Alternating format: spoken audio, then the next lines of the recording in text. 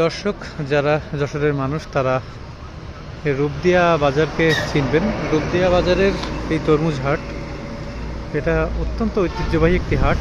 যত রাত হয় তত এখানকার ব্যস্ততা বেড়ে যায়।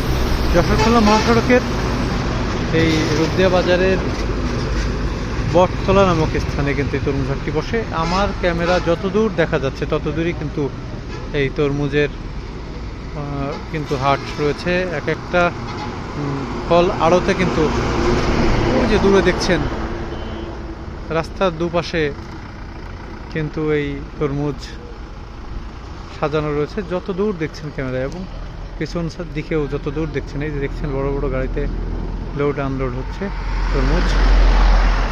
এটা ওই যে দূরে দেখছেন, যত দূর দেখা যাবে চারিপাশ দিয়ে সবই কিন্তু এই তরমুজ।